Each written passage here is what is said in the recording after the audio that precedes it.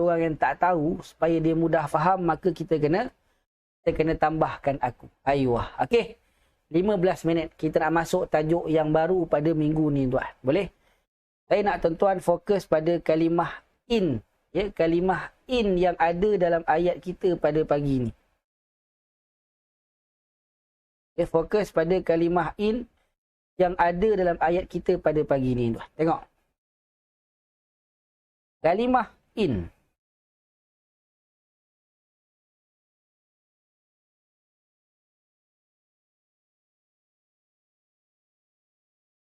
Baik. In tuan-tuan, kita dah belajar, kan? In kita dah belajar. Dia adalah kalimah haraf. Ya. Dan kita baru saja sebut tadi, in, kan kita dah cerita tadi, in ini dia adalah haraf apa? Dia adalah haraf syaraf. Cuma yang saya nak tanya tuan-tuan lah, setiap kali jumpa haraf syarat, nak kena buat apa tuan-tuan? Tulis dekat ruangan komen. Ya? Tulis tuan. Kan? Setiap kali jumpa haraf syarat, jumpa syarat, nak kena buat apa tuan? Tulis dekat ruangan komen. Tulis dekat ruangan komen. Tulis dekat ruangan komen. Ya, tulis tuan. Setiap kali jumpa haraf syarat,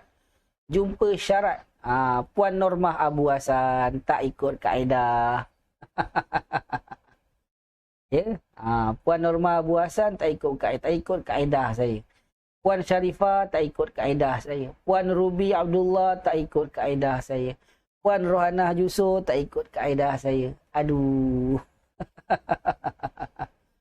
Ya, kaedah saya wajib ikut tuan-tuan. Saya dah kata, kaedah saya ni tak popular. Memang tuan-tuan belajar dengan orang lain, mereka kata setiap kali jumpa syarat, cari jawab syarat. Itu kaedah yang popular, yang biasa cikgu-cikgu bahasa Arab lain ajar. Tapi kaedah saya berlawanan dengan mereka dan tuan-tuan wajib ikut sebab tuan-tuan belajar dengan saya. Setiap kali jumpa syarat, apa nak kena buat? Aiwah. Terbaik. Setiap kali jumpa syarat, ingat tuan-tuan, cari syarat dulu. Kemudian barulah cari jawab syarat.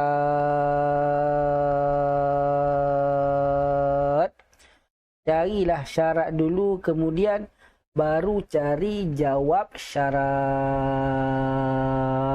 Okey, baik. Tengok saya tuan. Saya nak bagi tahu tuan-tuan, tajuk kita yang baru pada pagi ini iaitulah kalimah in ini tuan-tuan. In ini selain daripada haraf syarat, in ini juga dia adalah haraf jazam. Boleh? Haraf apa? Haraf jazam. Tengok saya tuan. In, sebelum ni kita belajar dia haraf syarat. Selain haraf syarat, in ini juga adalah haraf jazam. Apa dia haraf jazam ni ustaz? Ya? Haraf jazam ini adalah, ya, dalam bahasa Melayu kita sebut sebagai haraf baris mati. Ya, haraf baris mati. Ya. Apa fungsi haraf baris mati? Tengok saya tuan. Apa fungsi haraf baris mati? Fungsi haraf baris mati membaris matikan, ya. Membaris matikan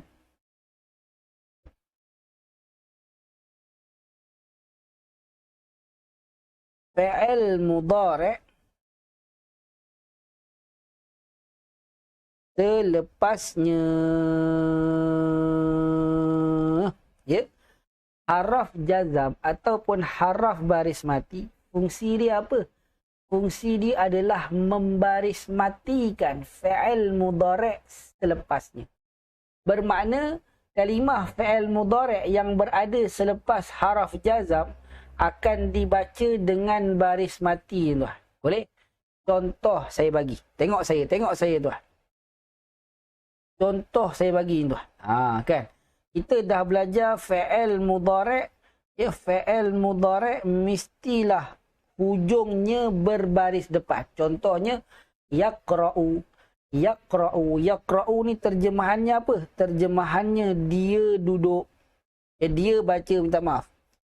Dia baca. Boleh? Fi'il mudhari', saya dah sebut fi'il mudhari' biasanya belakangnya mesti bagi depan. Yaqra'u, yaktubu, yasma'u, yashummu, yazuru. Semua bagi depan. Tetapi tuan-tuan, kalaulah fi'il mudhari' ini sebelumnya ada haraf jazam, haraf baris mati, in kan? Ya.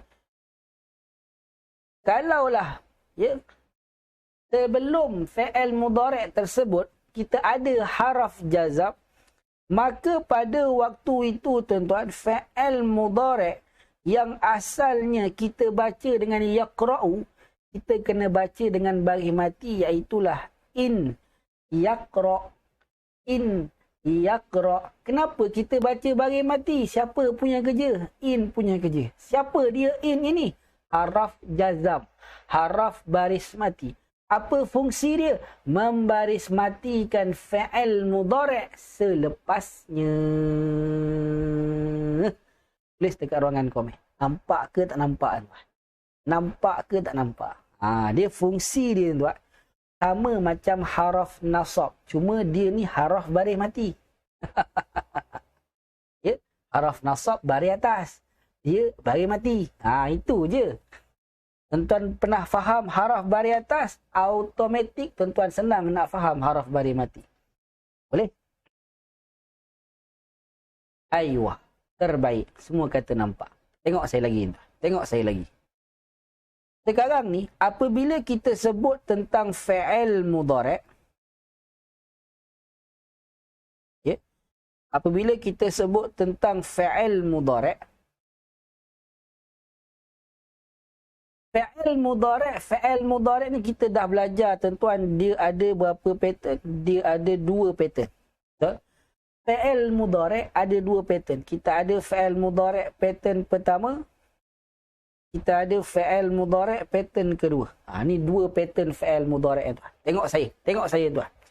Fi'il mudhari' pattern pertama iaitulah fi'il mudhari' yang ada penambahan, ya, yang ada penambahan di depan sahaja. Fi'il mudhari' pattern pertama iaitulah yang ada penambahan huruf di depan sahaja. Itu pattern pertama. Pattern yang kedua iaitulah fi'il mudhari' yang ada penambahan huruf di depan dan di belakang.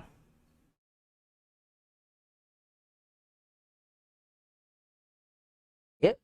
Ni 2 pattern fi'il mudhari'. Saya tunjukkan pada tuan-tuan diagram, ya. Kalau ada diagram, boleh tengok diagram. Tengok kat belah belakang tu, tuan.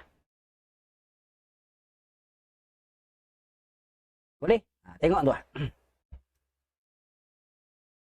Sekarang ni, ya, untuk fi'il mudhari', ya, kita ada 2 pattern.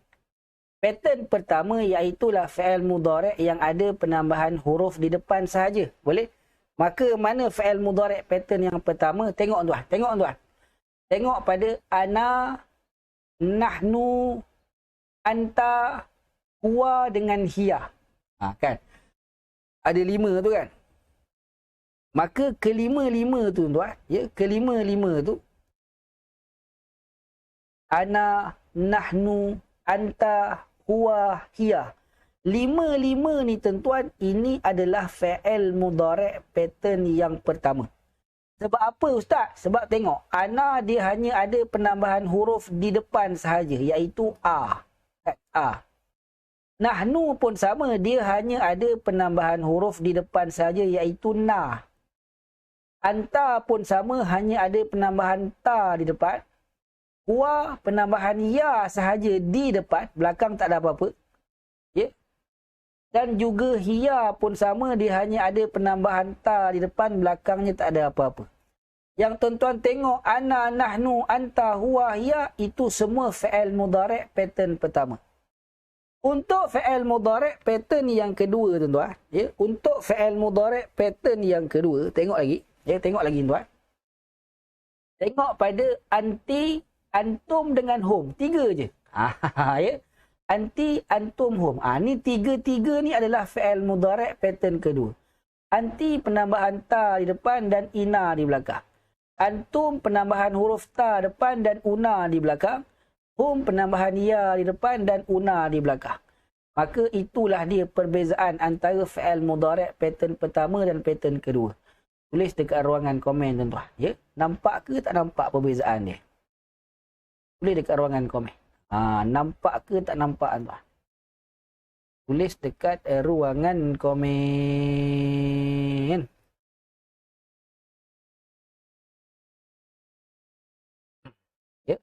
Maka fi'il mudhari' ini yang pattern pertama hanya ada penambahan di depan sahaja. Contohnya yajlisu, kan, penambahan ya sahaja di depan. Kemudian penambahan fi'il mudhari' pattern yang kedua, yajlisuna. Okey, sekarang macam mana cara kita nak membaris matikan fi'il mudhari' pattern pertama dengan fi'il mudhari' pattern yang kedua? Tengok saya, tuan.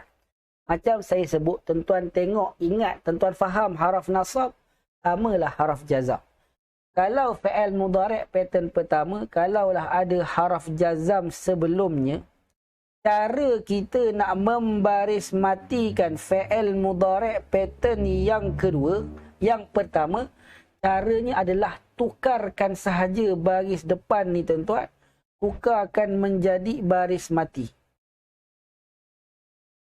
Cara nak baris matikan fi'il mudhari' pattern pertama, tukarkan sahaja daripada baris depan kepada baris mati. Itu cara nak membaris matikan fi'il mudhari'. Bermakna, kalau ada in, kena baca dengan yajlis. Tak ada in, yajlisu. Boleh? Untuk fi'il mudhari' pattern kedua, cara nak membaris ataskan, membaris matikan fi'il mudhari' pattern yang kedua adalah in yajlisu. Caranya apa? Caranya ialah kita hapuskan saja Cik Nun. Hapuskan saja Cik Nun. Cik Nun, ya, cara nak membaris matikan fi'il mudhari' pattern kedua, hapuskan Cik Nun. Ada in, bacalah in yajlisu. Tak ada in, bacalah yajlisuna. Tulis dekat ruangan komen, tuan. Senang ke susah nak membaris matikan fi'il mudhari' pattern pertama dan fi'il mudhari' pattern yang kedua? Tulis dekat ruangan komen. Senang ke susah? Senang ke susah? Tulis dekat ruangan komen. Tulis tulis dekat ruangan komen. Senang ke susah, tuan? Ya. Ustaz, macam haraf nasab je. Ya, sama. Sama, tuan-tuan. Bezanya dekat sini je. Haraf nasab tukarkan bagi depan pada bagi atas. Tapi kalau haraf jazam, tukar bagi depan menjadi bagi mati. Itu sahaja. Okey, yang terakhir, tuan. Yang terakhir dalam ayat kita pada pagi ini, ya, kita ada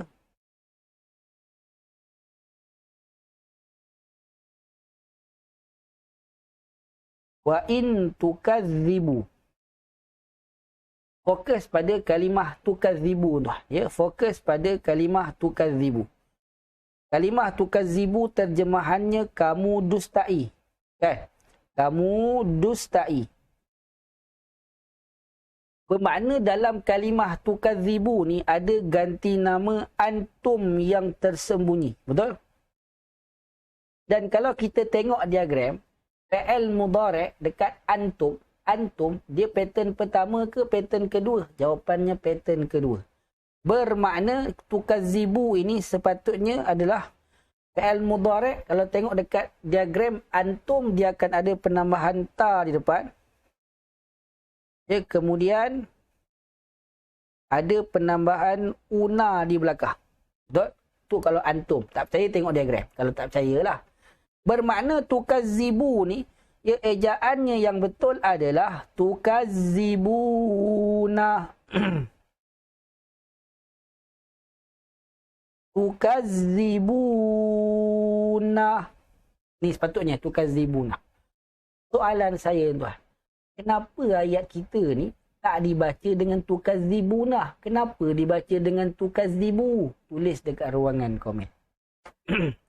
Tulis dekat ruangan komen tuan. Sepatutnya tukazibu tu, ya, tukazibuna. Tapi kenapa tak dibaca dengan tukazibuna? Kenapa dibaca dengan tukazibu? Tulis dekat ruangan komen. Tuan jumpa je sebab dia, selesai kelas kita tuan. Ya, kenapa? Kenapa ayat kita ni tak baca dengan tukazibuna? Sebab kita tengok diagram, kalau fi'il mudhari' yang ada ganti nama antum, kena ada ta dengan una. Kenapa tak ada una tu? Tulis dekat ruangan komen. Tulis dekat ruangan komen tuan. Kenapa tuan? Kenapa tuan? Sila tulis dekat ruangan komen. Tulis dekat ruangan komen. Ya. Sila. Sila tuan. Baru 2 orang jawab. Ya, ada 2 jawapan betul. Tulis tuan. Lagi yang lain, yang lain. Yang lain. Akan nak habis kelas ni. Aywa. Terbaik. Terbaik. Ya, terbaik. Jawapannya kerana sebelum kalimah tukazibu itu kita ada in, iaitulah haraf jazam. Haraf jazam. Apa dia haraf jazam? Haraf baris mati. Dia membaris matikan fi'il mudhari' selepasnya. Maka apa tanda fi'il mudhari' ini dia berbaris mati?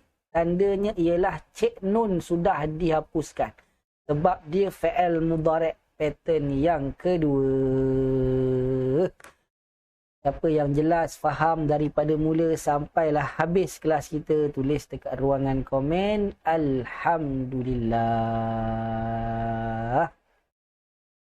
Tulis dekat ruangan komen. Alhamdulillah. Tulis tuan. Tulis dekat ruangan komen. Alhamdulillah. Ya, maka selesailah kelas kita tuan-tuan pada sesi pagi. Ya, panjang umur, kita jumpa pada sesi malam sekejap lagi insya-Allah. Ya, jadi tuan-tuan sampailah sini saja dulu kelas kita pada pagi ni, ya. Ada salah silap, terkasar bahasa, tertinggi suara, ya. Dan macam-macam lagi lah kalau ada saya buat, ya, maka mohon maaf, mohon ampun tuan-tuan. Jangan simpan dalam hati insya-Allah. Ya, moga-moga tuan juga, ya, sentiasa berada dalam keadaan diridai oleh Allah. Doakan yang baik-baik untuk saya dan semoga doa yang baik-baik itu berbalik pada tuan-tuan dan puan yang mendoakan saya juga insya-Allah. Aqulu qauli hadza wastaghfirullahal azim li wa lakum. Wabillahi taufiq wal hidayah. Wassalamualaikum warahmatullahi wabarakatuh. Ma'assalamah.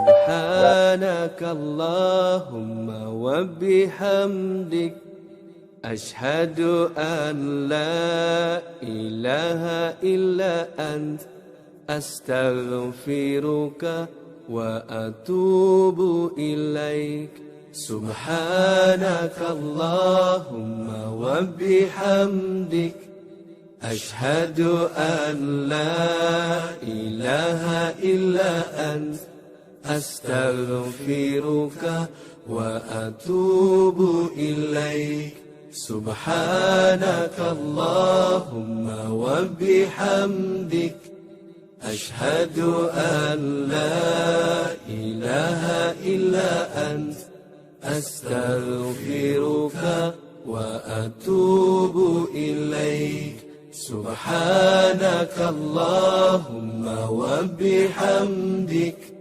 أشهد أن لا إله إلا أنت أستغفرك وأتوب إليك سبحانك اللهم وبحمدك أشهد أن لا إله إلا أنت أستغفرك وأتوب إليك أستغفرك وأتوب إليك سبحانك اللهم وبحمدك أشهد أن لا إله إلا أنت أستغفرك وأتوب إليك أستغفرك وأتوب إليك.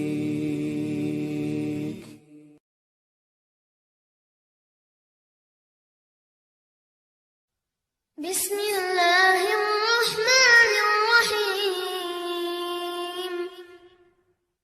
والعصر إن الإنسان لفي خسر إلا الذين آمنوا وعملوا الصالحات